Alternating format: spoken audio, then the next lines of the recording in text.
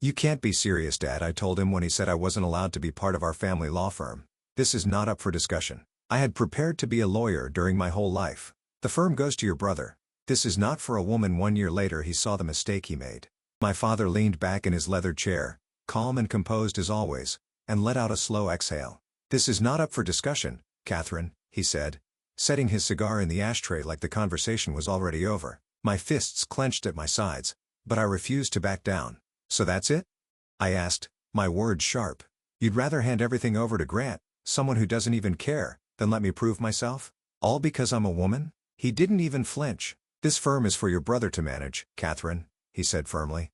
"You've done well with your education, and you'll make a fine wife one day, but this is not your place. My name is Catherine Mercer. I'm 26 years old, a Harvard-educated lawyer, and the daughter of Henry Mercer, owner of Mercer and Associates, one of the most powerful law firms in Dallas. My entire life has been about proving myself, excelling in school, debating my way to the top, graduating with honors so I could follow in my father's footsteps. But standing there in his office, surrounded by the smell of leather and cigars, I felt my world shift.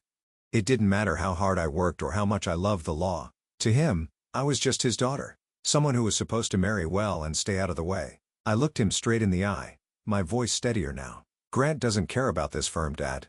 He's reckless. He barely scraped through community college, and he has no idea how to run a business. You know that as well as I do." My father sighed, rubbing his temple like I was the one being unreasonable. "Grant will learn. He's my son, Catherine. It's his birthright to take over Mercer and Associates. And you?" He paused, his voice softening just slightly. "You have other options, a future that doesn't involve the stress of running a firm. I'm protecting you." I felt a bitter laugh escape my lips. "Protecting me?" I said, shaking my head. "You're not protecting me, Dad. You're holding me back. I've earned this. I've worked harder than anyone, including Grant, and you know it. But you won't even give me a chance because you're too stuck in your ways to see what I'm capable of." His expression hardened, and I knew I'd pushed too far. "That's enough, Catherine," he said, his voice sharp. "We're done here." I stormed out of his office, my heels echoing through the marble halls of our family's estate. My mother was in the parlor, quietly arranging flowers in a vase. She looked up as I passed, her expression soft but tired. "Catherine," she said gently. "What happened?" I stopped, turning to her with a mix of frustration and desperation. "He won't let me work at the firm," I said, my voice breaking. "He's handing everything over to Grant, and he expects me to smile and accept it." She sighed, her hands stilling over the flowers. "Your father, he has his ways," she said, her tone hesitant. "But maybe it's best not to push him, dear. He means well." I stared at her, stunned. "Means well?" I repeated. "Mom, he's throwing away everything I've worked for because I'm a woman. How can you stand there and defend that?" She lowered her gaze and I could see the years of quiet submission etched into her face. "I just don't want to see you hurt, Catherine," she said softly. "Sometimes it's easier to let things be." Her words hung in the air, and I realized in that moment that I was on my own. That night, as I lay in bed staring at the ceiling, the weight of my father's words pressed down on me. I thought about everything I'd done to get to this point. Late nights poring over case law, the endless debates at Harvard, the sacrifices I'd made to live up to the Mercer name. And for what? To be told I didn't belong? That my only value was to marry into another powerful family? The thought made my stomach turn. The next morning, I was halfway through packing my suitcase when the door to my bedroom creaked open. My mother stood there, her face pale and confused. "Catherine, what are you doing?" she asked, her voice laced with worry. Before I could answer, my father appeared behind her, his brows furrowed in irritation. "What's all this?" he demanded, stepping into the room. "Where do you think you're going?" Grant showed up last, leaning casually against the doorframe still in his robe. "Packing for a vacation, sis?" he asked with a smirk. I snapped the suitcase shut and stood tall facing them all. "I'm leaving," I said simply. "Since I'm not welcome at the firm and apparently don't belong in this family's plans, I'm going to find a place where I do." My father's face darkened, and my mother clutched her pearls, looking like she was about to cry. "Catherine," she said softly, "don't do this. Let's talk about it." But I shook my head, my resolve unshaken. "There's nothing to talk about. You've all made your priorities clear." My father's jaw tightened and he stepped closer. "Don't be ridiculous, Catherine," he said, his tone cold and dismissive. "This is your home. Where else would you go? And for what? To make some sort of point?" I met his gaze without flinching. "Yes, Dad," I said firmly. "To make a point, that I'm worth more than being pushed aside for someone who hasn't earned a damn thing. You made it clear last night that I have no place in your firm. so I'll find a firm that values what I bring to the table. Grant let out a low chuckle, shaking his head. You're really making a big deal out of nothing, Kat, he said, crossing his arms. You're throwing a tantrum just because Dad isn't handing you the keys to the kingdom? His smug tone pushed me over the edge. This isn't a tantrum, Grant, I snapped. It's me taking control of my life, something you've never had to do because everything's been handed to you. My father raised a hand, silencing us both. Enough, he said sternly. Catherine, you're not leaving. You belong here with your family. I shook my head, picking up my suitcase. No, Dad, I belong somewhere I'm valued, and clearly, that's not here. I walked past them, my suitcase rolling behind me as I made my way down the grand staircase. My mother followed, her voice trembling. Catherine, please don't go, she said softly. We can figure this out as a family. I stopped at the base of the stairs and turned to look at her, the woman who had spent her life swallowing her own voice to keep the peace. Mom, I said gently, I love you, but I can't keep pretending that things will change if I stay. They won't. My father stood at the top of the stairs watching silently, his face unreadable. Grant leaned against the banister, clearly unfazed, like my departure meant nothing. I opened the front door and turned back one last time. When you're ready to treat me like more than just a daughter who needs to marry well, you know where to find me, I said, my voice calm but firm. Then I walked out, the crisp morning air hitting my face as I closed the door behind me. For the first time in my life, I felt truly free. I didn't look back after leaving that house. Within days, I secured an interview at one of the most respected law firms in Dallas. They didn't care that I was a Mercer. All they cared about were my credentials and my drive. When I walked into that office, I wasn't Henry Mercer's daughter. I was Catherine Mercer, Harvard graduate and determined attorney. By the end of the week, they offered me a position. And for the first time, I felt like I belonged somewhere for what I could do, not for who I was. The work was challenging but rewarding, and I thrived in an environment where I wasn't constantly being compared to someone else. My new boss, a sharp and modern man named Richard Hayes, took me under his wing. He valued my insight and pushed me to take on more responsibility. Within a few months, I was handling high-profile cases and earning the respect of my colleagues. It wasn't the life I had envisioned for myself growing up, but it was mine, and that made all the difference. As much as I was thriving professionally, the nights were harder. Cutting ties with my family wasn't easy, no matter how justified it felt. There were moments, quiet ones, like coming home to an empty apartment after a long day, when the weight of it all would hit me. I missed my mother's gentle presence even if she never stood up for me. I even missed the chaos Grant brought to the house, as infuriating as he was. But what hurt the most was knowing my father didn't think twice about letting me go. Months passed, and I poured everything I had into my work. The cases were demanding, often leaving me in the office late into the night, but I thrived under the pressure. With each victory, my confidence grew. I wasn't just a lawyer anymore. I was a force to be reckoned with. Richard Hayes, my boss, started assigning me to more high-stakes cases. And soon, I was gaining a reputation as one of the firm's rising stars. The growth wasn't just professional. It was personal too. I learned to stand on my own, to make decisions without worrying about whether they would please my father or fit into the mold my family had crafted for me. Every step forward felt like proof that I was more than they had ever given me credit for. I wasn't just Henry Mercer's daughter. I was Catherine Mercer, and I was making a name for myself on my own terms. One afternoon, Richard called me into his office.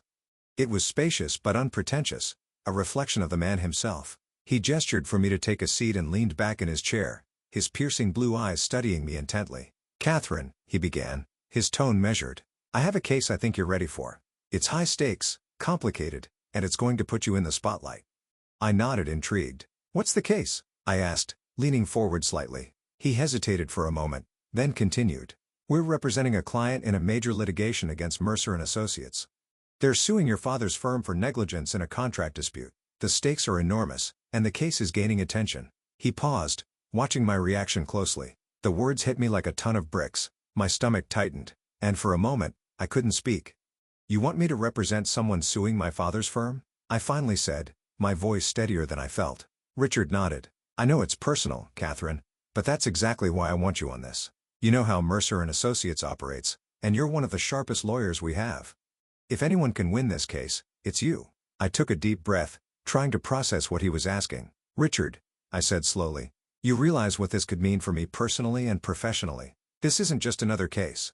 It's my family. He leaned forward, resting his elbows on the desk. I understand that, he said firmly. But this is your chance to show what you're capable of, to take on the people who underestimated you and prove them wrong. Think about it, Catherine. This could be the defining case of your career. I sat back in the chair, the weight of the offer settling heavily on my shoulders. This is a lot to take in, I said, my voice quieter now. Richard nodded, his expression understanding. I don't expect you to decide right here and now. It's a big ask, Catherine, and I know how personal this is for you. I met his gaze, grateful for his patience. Would it be all right if I sleep on it? I asked, my tone more measured. I need to think about how this could affect everything. Not just my career, but I trailed off, unsure how to finish the sentence. Take all the time you need, Richard said, his voice steady. But don't take too long. We need to move fast on this, and I want you on the team. Let me know by the end of the day tomorrow. That night, I couldn't sleep. I lay in bed, staring at the ceiling, my mind racing with everything at stake. Taking the case meant going up against my father, the man who had dismissed me and handed everything to Grant without a second thought. It also meant going head-to-head with my family's legacy, the name that had opened so many doors for me, even as it closed others. But it also meant proving, once and for all, that I could stand on my own, even if it meant burning the last remaining bridge to my family. For 2 days, I went back and forth, weighing the risks and rewards. I thought about my father's cold dismissal of everything I'd worked for, about my mother's quiet resignation, and about Grant's smug sense of entitlement. But I also thought about the chance to show everyone that I wasn't just Henry Mercer's daughter. By the end of the second day, I made up my mind. I walked into Richard's office the next morning, my shoulders squared and my voice steady. I'll take the case, I said simply. His face lit up with approval. I knew you would, he said with a grin. Now, let's get to work. The day of the first litigation proceeding arrived, and the tension in the air was palpable as I entered the courtroom. I clutched my briefcase tightly, my heels clicking against the polished floor with every step. My client walked beside me, confident in my abilities, but all I could think about was the moment I knew was coming. As I approached the front of the courtroom, I saw them, my father and Grant, sitting at the opposing table, their faces turned toward me. And as soon as our eyes met, I felt their shock hit like a tidal wave. My father's jaw tightened, his eyes narrowing as recognition dawned. Grant's mouth fell open slightly before he quickly masked his surprise with a smug smirk, though I could see the unease in his expression. I set my briefcase on the table and met their stares head on. I wasn't going to look away or falter. I was here to do a job and nothing, not their surprise, not their disapproval, was going to throw me off. For a brief moment, my father's gaze softened, but he quickly composed himself, leaning over to whisper something to Grant. I didn't care what he said. I was ready. As the proceedings began, I slipped into my role seamlessly. Every motion, every argument, every document I presented was executed with precision. I kept my tone calm, my demeanor collected, and my focus solely on the case. When the judge addressed me, I responded with confidence, never faltering under the weight of my father's presence or Grant's smug glances. I wasn't Catherine, the daughter or sister in that room. I was Catherine Mercer, attorney for the plaintiff, and I intended to win. Even when Grant fumbled through his arguments clearly unprepared, I didn't let it show on my face. I treated him as I would any opposing counsel, with respect but zero leniency. Every time he misspoke or misrepresented a fact, I countered with clarity, backing up my points with solid evidence and case law. My father sat quietly for most of it, his expression unreadable, but I could feel his eyes on me. It didn't matter. I wasn't there to earn his approval anymore. I was there to do my job, and I was doing it well. After a few sessions, it became painfully obvious, at least for my father and Grant, that I was dominating the case. Every argument Grant brought to the table crumbled under the weight of my counterpoints. His inexperience was glaring, and my preparation left him scrambling for answers he didn't have. My father tried to step in once or twice, but even he couldn't salvage the damage Grant had done. The tide was turning fast, and everyone in the room knew it. By the fourth session, their side proposed a settlement. I could see the frustration etched into my father's face as their counsel approached mine with the terms. After a few back-and-forth adjustments, we agreed to a resolution that heavily favored my client. As the paperwork was signed, I caught my father glancing at me from across the room. He looked defeated, maybe even regretful. Grant, on the other hand, avoided my gaze entirely, staring at the table like a chastised schoolboy. I didn't say a word to either of them. My work here was done, and I had proven exactly what I'd set out to.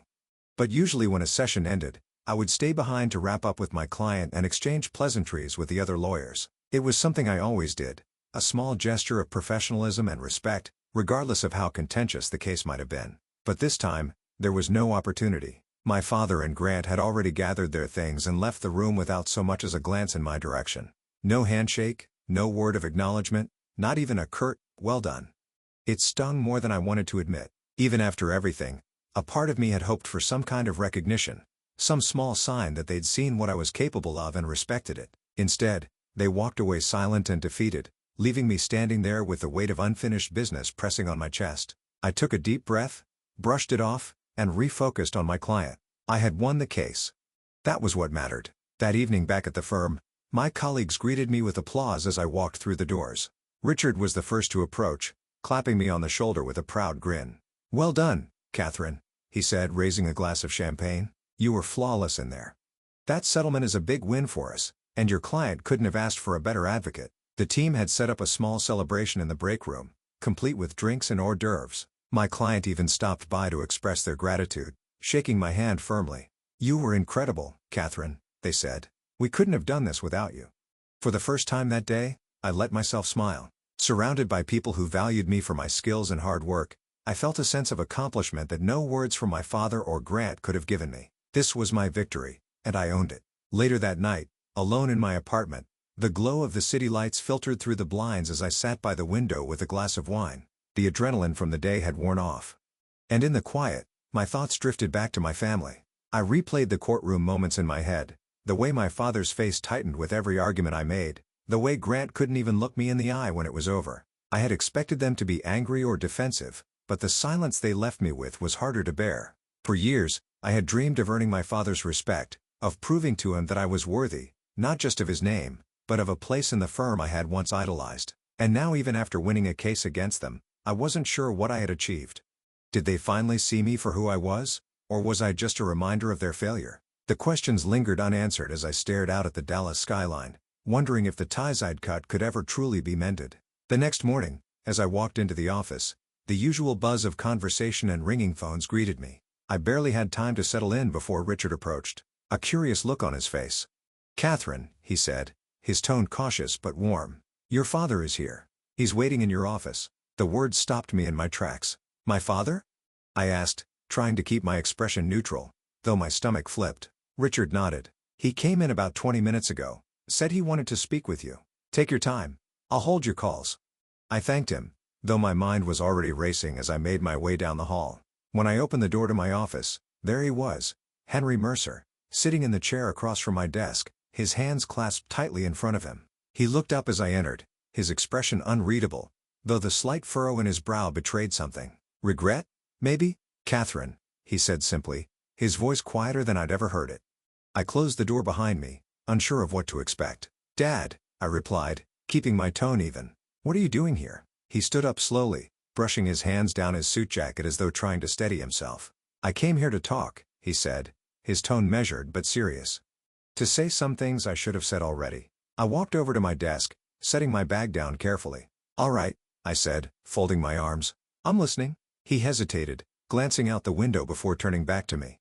"You were brilliant in that courtroom, Catherine," he began, his voice softening. "I've seen a lot of lawyers in my time, some of the best in the business, and what you did, it was remarkable. You were prepared, professional, and relentless. You left no doubt about who the better lawyer was."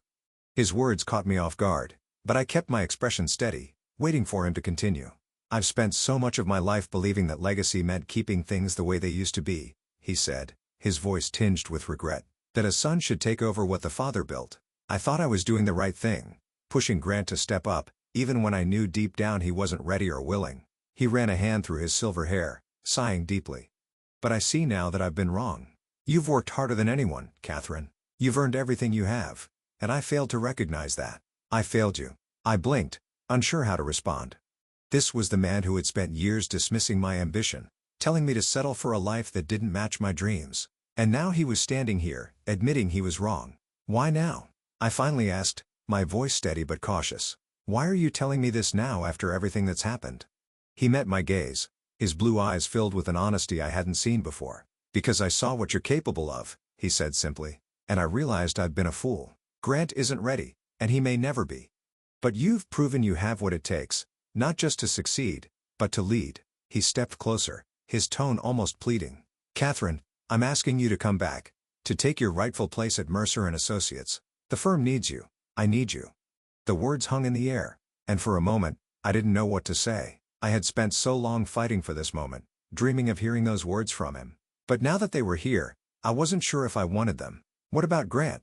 I asked finally. What happens to him? My father's face tightened, and he nodded slowly. Grant will stay, but he'll take on a role more suited to his skills. This is about you, Catherine. It's about giving you what you've always deserved. I took a deep breath, letting his words settle for a moment. I need time to think about this, I said finally, my voice calm but firm. It's not something I can decide right away. A lot has happened, and I need a few days to figure out what's best for me. My father nodded, his expression serious but understanding. Of course, he said. Take all the time you need. I'm not asking for an answer today. I just needed to say my piece. He moved toward the door, but before he left, he turned back to face me. Catherine, he said, his tone softer now. I know I haven't said this enough, or maybe ever, but I'm proud of you. Watching you in that courtroom, you were better than I ever was, better than I could have imagined. His words hit me harder than I expected, and for a moment, I just stared at him, unsure of how to respond. He gave me a small, almost hesitant smile before turning and walking out of the office, leaving me alone with my thoughts. As I sat at my desk, his words echoed in my mind. Better than I ever was. For so long, I had fought to prove myself to him.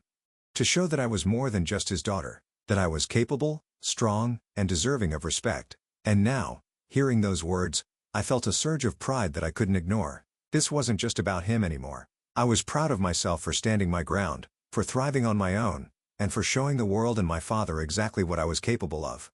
Now it's late at night, and I'm lying in bed, staring at the ceiling, thinking about what to do. My father's offer is everything I've worked for, everything I thought I wanted. But going back would mean stepping into a world where I was once dismissed, where I'd have to navigate the shadows of old wounds and fractured trust. It would mean working alongside Grant, knowing how little he values what we both stand to represent. And yet, staying where I am has its own challenges.